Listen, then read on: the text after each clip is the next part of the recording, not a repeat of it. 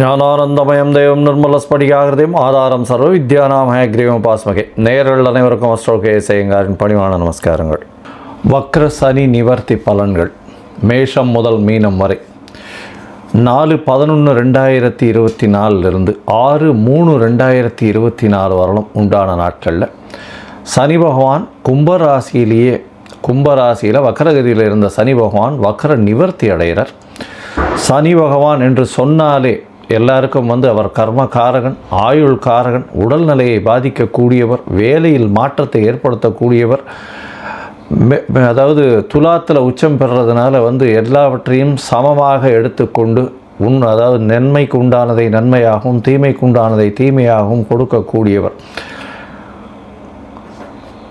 சனி பகவானை பொறுத்தவரையிலும் பார்த்தலையானால் அந்த சனி என்ற கோள் ஒரு இருட்டான கோள். அதனால் சூரியனுக்கு சமசப்தமம் அப்படின்னு சொல்லக்கூடிய 7ஆம் இடத்தில் அவருடைய ராசிகள் வருது. 6, 7 மறைந்த இடமும் 7ஆம் இடமான எதிரான 180 டிகிரியிலையும் சூரியனுக்கு உண்டான சிம்மத்திலிருந்து வரக்கூடியதுனால மகரம் கும்பம் அவருடைய ராசியாகும். மேஷத்தில் சூரியன் எந்த இடத்தில் உச்சம் பெறுகிறாரோ அதில் நீச்சமாகவும், சூரியன் நீச்சம் பெறக்கூடிய துலாத்தில் அவர் உச்சமாகவும் இருக்கக்கூடியது. இதன் மூலியமாக பார்த்தலையானால் சனி அப்படின்னு சொன்னாலே பெரிய மாற்றத்தை ஏற்படுத்தக்கூடியவர். வாழ்நாளில் இந்த 7.5 சனி, அஷ்டமத்து சனி, அர்த்தாஷ்டம சனி அப்படின்னு சொல்லக்கூடிய கண்டக சனி அப்படின்னு சொல்லக்கூடியது வந்தாலே வாழ்வில் பெரிய மாற்றங்கள் நிகழும். அவர் ஒரு ராசியிலிருந்து அடுத்த ராசிக்கு போகிறதுக்கே 2.5 வருஷம் ஆகும். இந்த காலகட்டத்தில் இப்போ கிட்டத்தட்ட ஒரு 6 மாதமாக ஒரு வக்கரகதியில் இருந்துட்டார். அவர் 3-4 மாதமாக வக்கரகதியில் இருந்துட்டார். இந்த காலகட்டத்தில் பார்த்தலையானால் ஒரு பெரிய மாற்றங்கள் நிகழ்ந்து திருப்பியும் வக்கர நிவர்த்தி ஆகக்கூடிய காலகட்டமாக அமைகிறது. இந்த வக்கர நிவர்த்தி காலத்தில் பார்த்தலையானால் சனி பகவான் கும்பத்தில் ஆட்சி பெற்று போயிருக்கார். வக்கர நிவர்த்தியில் சதய நட்சத்திரத்தில் இருக்கார். இந்த காலகட்டத்தில் 2026 3ஆம் மாதம் 6ஆம் தேதி வரலும் பார்த்தேன்னா, அதாவது மார்ச் 6ஆம் தேதி வரலும் சனி பகவான் வாக்கிய பஞ்சாங்க பிரகாரம் கும்பத்தில் இருக்கிறார். அதற்கு பிறகு அவர் மீனத்துக்கு போகிறார். இந்த காலகட்டமான இந்த 2024 நவம்பர்லேருந்து மார்ச் 2024 வரலும் பார்த்தலையானால் சனி பகவான் மாற்றத்தில், அதாவது கும்பத்தில் இருக்கும் காலகட்டத்தில் குருவின் மாற்றங்களும் அதை தவிர ராகுவின் மாற்றமும் நடைபெறுகிறது. ராகு பகவான் மாறக்கூடிய காலகட்டம் அப்படின்னு பார்த்தோம்னா 2025 4ஆம் மாதத்தில் மாறுறார். ஏப்ரலில். மே மாதத்தில் மே 2025 குரு பகவான் மாறுறார்.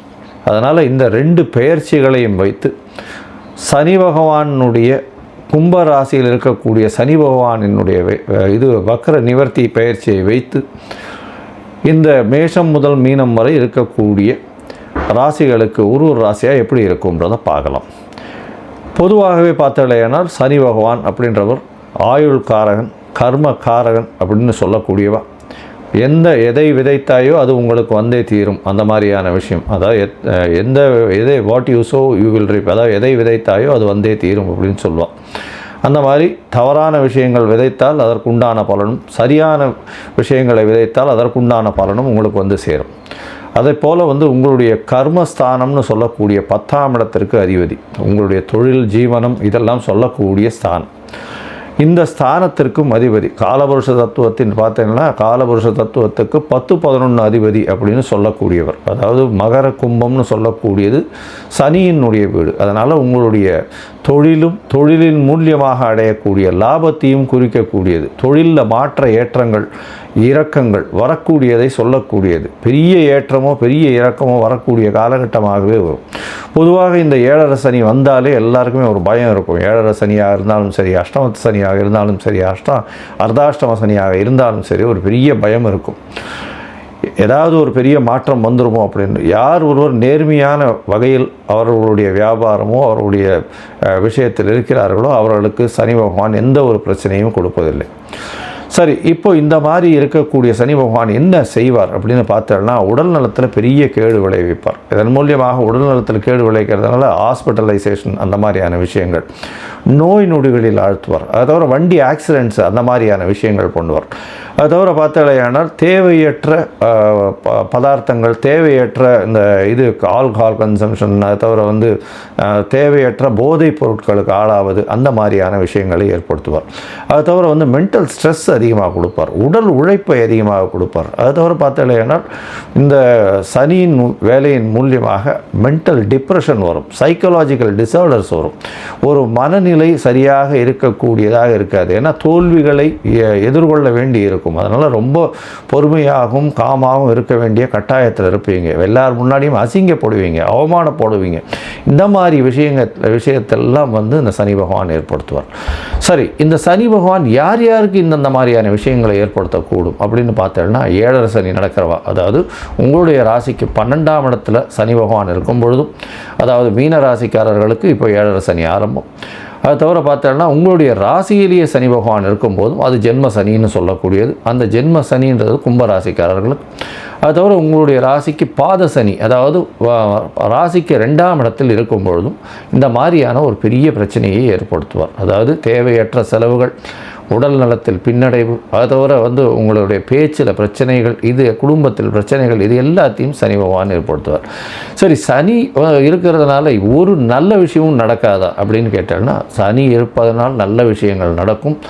எந்த ஒருத்தரும் நேர்மையாகவும் தர்மத்திற்கும் நியாயத்திற்கும் கட்டுப்பட்டு நடக்கிறார்களோ அவர்களுக்கு சனி பகவான் எந்த ஒரு பிரச்சனையும் கொடுக்காமல் அவர்களுக்கு நல்ல ஒரு ஏற்றத்தை கொடுப்பார்.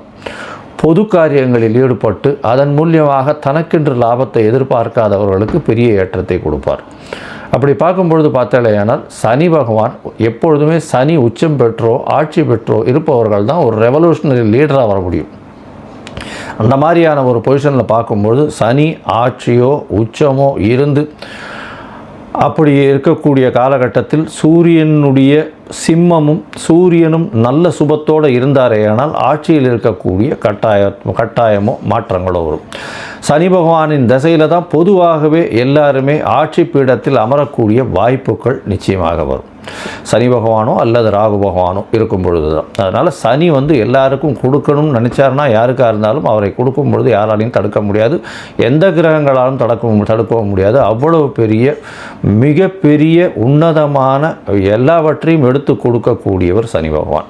ஆனால் நேர்மையும் நியாயமும் தர்மமும் இது எல்லாத்தையும் கடைபிடிக்கக்கூடியவர்களுக்கு அது தானாகவே வந்து கொடுக்கக்கூடிய அளவுக்கு வரும். சரி, இந்த சனி பகவானுக்கு என்னென்ன பிரீத்தி பண்ணலாம் அப்படின்னு பார்த்தாலேயானால், சனி பகவான் அதாவது அஷ்டமத்து சனி இருந்தாலும் சரி, அஷ்டமத்து சனி இருந்தாலும் உடல் நலத்தை கெடுப்பார், வண்டி வாகனங்களில் ஆக்சிடெண்ட்டை உருவாக்குவார், அதனால் மறைந்து இருக்க வேண்டிய கட்டாயத்தை ஏற்படுத்துவார், திருட்டுத்தனமான விஷயங்கள் எல்லாத்தையும் பண்ணுவார், திருட்டுத்தனமான விஷயங்களில் உங்களுக்கு பொருள் வரக்கூடிய வாய்ப்புகளை கொண்டு வந்து கொடுத்து அதில் மாட்ட வைப்பார். அதாவது ஜெயில், அந்த மாதிரியான சிறைவாசம், இந்த மாதிரியான விஷயங்களுக்கு போகக்கூடிய அளவுக்கு செய்வார். உடல் நலத்தில் பிரச்சனைகளை கொடுக்கக்கூடிய வாய்ப்புகள்லாம் உண்டு இந்த அஷ்டமத்து சனியாக இருந்தால் அஷ்டம சனியில். சரி, இந்த சனி பகவான் இவ்வளவு பிரச்சனையை கொடுக்கக்கூடியவர். என்ன எளிய பரிகாரம் செய்யலாம் அப்படின்னா, முதல் பரிகாரம்னு சொல்லக்கூடியது சனி பகவானுக்கு உண்டான காயத்ரி மந்திரம். சனி பகவானின் காயத்ரி மந்திரம் நான் என்னுடைய இந்த வீடியோலேயே நடுவில் வந்து கிளிப்பிங் மாதிரி போடுறேன், பார்த்துக்கோங்க. அவருக்கு 2 காயத்ரி மந்திரம் சொல்கிறா. ஓம் சனீஸ்வராய வித்மஹே சாயாபுத்ராய தீமஹி தன்னோ சனி பிரசோதயாத்து அப்படின்னு ஒரு காயத்ரி மந்திரமும், ஓம் காகத்வஜாய வித்மஹே கட்கஹஸ்தாய தீமஹி தன்னோ சனி பிரசோதயாத்து அப்படின்னு இன்னொரு காயத்ரி மந்திரமும் 2ம் சொல்கிறா. இந்த காயத்ரி மந்திரத்தில் ஏதாவது ஒன்று, சனி காயத்ரியில் ஏதாவது ஒன்று ஒரு நாளைக்கு 8 முறை ஜபிச்சு வர்றதன் மூலியமாக சனி பகவானுடைய தொல்லைகளிலிருந்து அதாவது முடிந்த அளவுக்கு விலகக்கூடும் அப்படின்றது சொல்கிறோம். சரி, இப்போ சனி பகவானுடைய தொல்லைகளிலிருந்து வேறு என்னென்ன பரிகாரங்கள் அப்படின்னு பார்த்தாலேயானால், அருகில் இருக்கக்கூடிய அந்தணர்களுக்கோ பிராமணர்களுக்கோ உங்களால் முடிஞ்ச வேஷ்டி துண்டு, அதாவது துண்டுன்றது வஸ்திரம், அதாவது வேஷ்டி உத்திரியம், அதாவது 9 வேஷ்டியோ 16 வேஷ்டியோ அருகில் இருக்கக்கூடிய கோவிலில் இருக்கக்கூடிய குருக்களுக்கு தானமாக கொடுக்கறதன் மூலியமாகும். எண்ணெய், நல்லெண்ணெய், செக்கெண்ணெய் வந்து கோவிலில் வந்து விளக்கேற்றுறதுக்கு கொடுக்கறது மூலியமாகும்.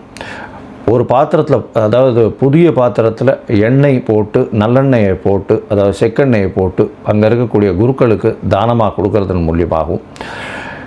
கீழ்த்தட்டு மக்கள், அதாவது இந்த தூய்மை பணி செய்கிறவர்களுக்கு உங்களால் முடிஞ்ச தோல் சம்பந்தப்பட்ட இல்லைன்னா இரும்பு சம்பந்தப்பட்ட விஷயங்கள் வாங்கி கொடுக்கறதன் மூலியமாகவும், இதை தவிர பார்த்தாலேனால் கருப்பு கொடை தானம் செய்கிறதன் மூலியமாக, அதை தவிர தடி தானம் செய்கிறதன் மூலியமாக, தடின்னா அந்த வயசானவங்க ஊனின்னு போகக்கூடிய தடி தானம் செய்கிறதன் மூலியமாகவும் சனி பகவானுக்கு ஏற்ற பரிகாரமாக சொல்லப்படுறது. அதை தவிர எள்ளு உருண்டை தானம் செய்கிறது, காக்காய்க்கு சாதம் வைக்கிறது, அதை தவிர எள்ளு விஷயமான எண்ணெய் எடுத்து அது தானம் கொடுக்கறது. அதை தவிர பார்த்தாலேனால் இந்த சனி பகவானுக்கு இரும்பு மிகவும் முக்கியமானது. அதனால் இந்த உடல் உழைப்பு செய்பவர்களுக்கு இரும்பு தானம் கொடுக்கறதன் மூலியமாக சனி பகவானுக்கு சொல்லக்கூடிய பிரீத்தியாக சொல்லப்படுறது. சரி, இப்போது மேஷம் முதல் மீனம் வரை இந்த சனி வக்ர நிவர்த்தி இந்த ஒரு 1.25 வருஷம், அதாவது 488 நாள் எப்படி இருக்குது அப்படின்றதை இந்த குரு பெயர்ச்சியையும் ராகு கேத்துவினுடைய பெயர்ச்சியையும் வைத்து எப்படி இருக்குன்றதை ஒன்றொன்னா வருஷப்படுத்தி பார்க்கலாம். அதற்கு முன்னாடி என்னுடைய மொபைல் நம்பர் கீழே ஸ்க்ராலிங்கில் வந்துட்டுருக்கோம். உங்களுக்கு அஸ்ட்ராலாஜிக்கல் கன்சல்ட் தேவைப்பட்டதுன்னா எனக்கு ஃபோன் பண்ணுங்கள். உங்களுடைய date, time, place of birth, உங்களுடைய பெயர், தாய் தகப்பனின் பெயர், இதை மட்டும் எனக்கு அனுப்புங்க. என்னுடைய கட்டணம் என்னென்னு சொல்கிறேன். முதல்ல அதை அனுப்பிச்சுட்டு அதுக்கப்புறம் நான் உங்களுடைய ஜாதகத்தை போடுறேன். ஜாதகத்தில் சந்தி இருக்கான்றதை பார்க்கணும். சந்தி தான் முக்கால்வாசி பேர் என்கிட்ட வர்றவாள்லாம் புனர்பூச நட்சத்திரம் அப்படின்னு சொல்லுவாள். புனர்பூச நட்சத்திரம் 3ஆம் பாதமாக இருக்கும் நினச்சின்னு மிதுனத்திலேயே ஒரு 50-55 வயசு வரலாம் அர்ச்சனை பண்ணிட்டு இருப்பாள். ஆனால் அவள் 4ஆம் பாதமாக இருப்பாள். அதே மாதிரி மிருகசீரிஷம்னு சொல்லுவாள். மிருகசீரிஷம் ரிஷப ராசிலையும் இருக்குது, மிதுன ராசிலையும் இருக்குது. அவளுடைய டிகிரி என்ன டிகிரியில் இருக்குது, பாத சந்தி இருக்கா, நட்சத்திர சந்தி இருக்கா, லக்ன சந்தி இருக்கா, இது எல்லாத்தையும் பார்த்துட்டு அவர்களுக்கு இப்பொழுது நடக்கக்கூடிய கோல்சார பிரகாரம் என்னென்ன இது நடக்கிறது, தசாபுக்தி அந்தரம் சூக்ஷ்மத்தை வச்சு அவருடைய கோல்சாரத்தையும் வச்சு என்ன எளிய பரிகாரம் பண்ணலாம் அப்படின்றத உங்களுக்கு பார்த்து சொல்கிறேன். சரி, இப்போ மேஷம் முதல் மீனம் வரை சனி வக்ர நிவர்த்தி 2024 எப்படி இருக்குன்றதை பார்க்கலாம். கடகம், புனர்பூசம், பூசம், ஆயில்யம் இந்த 3 நட்சத்திரம் 9 பாதங்களை கொண்ட ராசி கடகராசி. ராசியின் அதிபதினு சொல்லக்கூடியவர் அதிவேகமாக செல்லக்கூடிய சந்திர பகவான். இந்த ராசிக்கு பார்த்தோம்னா இப்போது அஷ்டமத்து சனி வக்ர நிவர்த்தி ஆன உடனே கொஞ்சம் கடினமான காலங்கள் உருவாக போகிறது.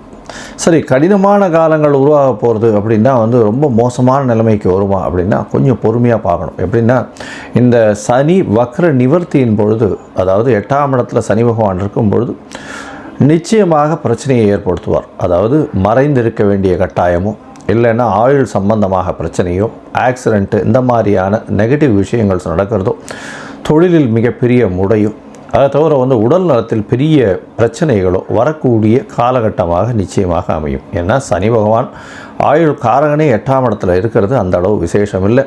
8ஆம் இடத்துலேருந்து அஷ்டமத்து சனி நடத்தும் பொழுது உடல் நலத்தில் மிகப்பெரிய பின்னடைவை ஏற்படுத்தக்கூடிய வாய்ப்புகள் மிகவும் அதிகம். சரி, இந்த காலகட்டம் மொத்தம் இந்த 1.5 வருஷமுமே இருக்குமா அப்படின்னா சனி வக்ர நிவர்த்தி 4/11/2024 6/3/2026 வரலும் சனி பகவான் 8ஆம் இடத்துல இருக்கார். இந்த காலகட்டத்தில் பார்த்தாலேயானால் உங்களுடைய ராசிக்கு 10ஆம் இடத்தை அவர் பார்க்குறார். 10ஆம் இடத்தை பார்க்கும்போது தொழிலில் ஒரு மிகப்பெரிய சறுக்கல் வரக்கூடிய வாய்ப்புகள் மிகவும் அதிகம். இந்த காலகட்டத்தில் தொழிலில் மிகப்பெரிய சறுக்கல் வரும். யாரையும் நம்ப வேண்டாம், பொறுமையாக இருக்கிறது நல்லது. ஏன்னா 7ஆம் அதிபதியே 8ஆம் அதிபதியாக இருக்கிறதுனால கண்டிப்பாக எதிர்பாலினத்தவர் மூலியமாக பிரச்சனையும், நண்பர்கள் மூலியமாக பிரச்சனையும், பார்ட்னர்ஷிப் பிஸ்னஸில் ஒரு பின்னடைவும் இருக்கக்கூடிய காலகட்டமாக இந்த கடகராசிக்காரர்களுக்கு அமையும். வேலை மாற்றங்கள் வரும். வேலையில் அதாவது எந்த வேலை செய்தாலும் அதற்கு பாதி பணம் தான் வரக்கூடிய வாய்ப்புகள் நிச்சயமாக உண்டு. அதாவது 100% உழைப்பை போட்டாலும் உங்களுக்கு 50%க்கு உண்டான வருமானம் தான் வரும். வருமானத்தில் சற்று பின்னடைவு, குடும்பத்தில் கொஞ்சம் சலசலப்பு இருக்கக்கூடிய காலகட்டமாக அமையும். உங்களுடைய ராசிக்கு 2ஆம் இடத்தையே சனி பகவான் பார்க்கறதுனால குடும்பத்தில் சற்று சலசலப்பு இருக்கும். பேச்சில் ரொம்ப கவனமாக இருக்கிறது ரொம்பவும் நல்லது. இந்த கடகராசிக்காரர்களை பொறுத்தவரையிலும் பார்த்தோம்னா பேச்சில் ரொம்ப ஜாகிரதையாக இருக்கிறது மிகவும் நன்மை. இந்த காலகட்டத்தில் யாருக்கும் தேவையில்லாத வாக்கு கொடுத்து இந்த காலகட்டத்தில் நான் பணத்தை திருப்பி கொடுத்துருவேன், வாங்கின பணத்தை திருப்பி கொடுத்துருவேன், அடுத்தவங்களுக்கு ஜாமீன் போடுறது, இந்த மாதிரி விஷயத்திலெல்லாம் கொஞ்சம் பொறுமையாக இருக்கிறதும் எந்த ஒரு விஷயத்தையும் எடுக்காமல் இருக்கிறதும் ரொம்பவும் நல்லது.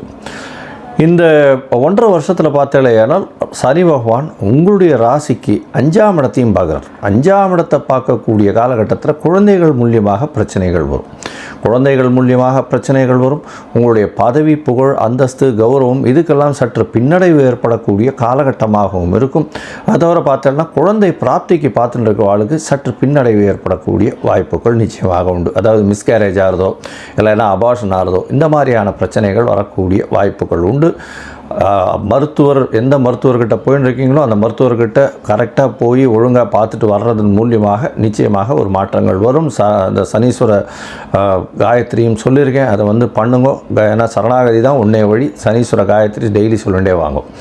சரி, இந்த காலகட்டத்தில் பார்த்தாலேன்னா அதாவது சனி பகவான் இந்த ஒரு 1.5 வருஷ காலகட்டத்தில் ஒரு குரு பயிற்சியும் வருது, ஒரு ராகு கேது பயிற்சியும் வருது. இந்த காலகட்டத்தில் 8ஆம் இடத்தில் ராகு பகவான் போகும்போது உங்களுக்கு ஒரு பெரிய உயர்ந்த நிலையை கொடுப்பார். அவர் எப்போ போகிறார் அப்படின்னா 4ஆம் மாதம் 2025ஆம் வருஷம். அது தவிர குரு பகவானும் பார்த்தோம்னா உங்களுடைய ராசிக்கு 12ஆம் இடத்துல போயிருக்கார். 12ஆம் இடத்துல பயிற்சி ஏறார். 12ஆம் இடத்துல போகும்பொழுது என்ன ஆக போகிறது அப்படின்னா 5ஆம் மாதம் 2025ஆம் வருஷத்தில் பார்த்தோம்னா உங்களுடைய ராசிக்கு 12ல் மறைந்த குருவாக இருக்கக்கூடிய காலகட்டம். இந்த காலகட்டத்தில் பார்த்தேனால் அவர் சனியும் பார்க்குறார். அதனால் ரொம்பவும் மோசமான கஷ்டமான பிரச்சனைகள் இருக்கக்கூடிய பீரியட் அப்படின்னு சொல்லப்போனால் இந்த நவம்பர் மாதத்திலிருந்து அடுத்த அதாவது மே மாதம் வரலும் சொல்லலாம். ஏன்னா அதற்கு பிறகு குருவின் பார்வை சனி பகவானுக்கு படுறதுனாலையும் அந்த அளவுக்கு ஒரு பெரிய பிரச்சனைகளை கொடுக்க மாட்டார். நாட்டை விட்டு வெளியவோ, வீட்டை விட்டு வெளியவோ, ஊரை விட்டு வெளியவோ இருந்து உங்களுடைய தொழில் ஏற்றத்தை கொடுக்கக்கூடிய வாய்ப்புகள் உண்டு. தனித்து இருக்க வேண்டிய கட்டாயத்தை கொடுப்பார். உடல் நலத்தில் சற்று பின்னடைவு இருந்தாலும் ரொம்ப பெரிய பிரச்சனையை கொடுக்கக்கூடிய காலகட்டமாக இருக்காது. ஏன்னா ஹாஸ்பிட்டலைசேஷன் வரலும் போயிட்டு திருப்பி வரக்கூடிய வாய்ப்புகள் நிச்சயமாக உண்டு. ஏன்னா 12ஆம் இடத்துல 6ஆம் அதிபதியும் போய் உட்கார்றதுனால உடல் நலத்தில் சற்று பின்னடைவு, தேவையற்ற கடன்களும் செலவுகளாக போகக்கூடிய கடன்களாக இருக்கக்கூடிய காலகட்டமாக இருக்கும். இப்போ பார்த்தோம்னா இந்த நவம்பர்லேருந்து பார்த்தோம்னா பிப்ரவரி வரலும் வக்கரகதியில் இருக்கக்கூடிய குரு பகவான் வேறு. அதனால் இந்த காலகட்டத்தில் குரு பகவானும் சரியில்லை, உங்களுக்கு கொஞ்சம் ஜாகிரதையாக இருக்கிறது ரொம்ப நல்லது. நிச்சயமாக எதிர்பாலினத்தவர் மூலியமாக பிரச்சனைகள் வரக்கூடிய காலகட்டமாக இருக்கும். மொத்தமாக பார்த்தலையானால் இந்த கடகராசிக்காரர்களுக்கு இந்த அஷ்டமத்து சனி சற்று பின்னடைவை கொடுத்தாலும் ஒரு 6 மாதம், அதாவது அடுத்த மே மாதத்துக்கு மேலே பார்த்தோம்னா சிறு சிறு ஏற்றங்கள் கிடைக்கக்கூடிய வாய்ப்புகள் நிச்சயமாக இருக்கும். அதாவது ரொம்ப பிரச்சனைகள் இந்த நவம்பர் 2024 மே 2024 வரலும் இருக்கக்கூடிய காலகட்டத்தில் இந்த கடகராசிக்காரர்களுக்கு இருக்கக்கூடிய வாய்ப்புகள் மிகவும் அதிகம். சரி, இந்த கடகராசிக்காரர்கள் எந்த கோவிலுக்கு போகலாம் அப்படின்னு பார்த்தோம்னா ஏற்கனவே நாங்கள் எளிய பரிகாரம்ன்றதை நான் ஏற்கனவே சொல்லியிருக்கேன்.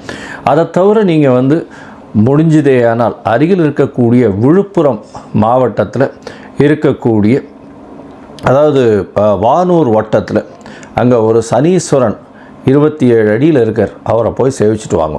உங்களுக்கு வந்த பிரச்சனையும் வரக்கூடிய பிரச்சனையும் எல்லா பிரச்சனைகளிலும் நிச்சயமாக விடுதலை கிடைக்கும்.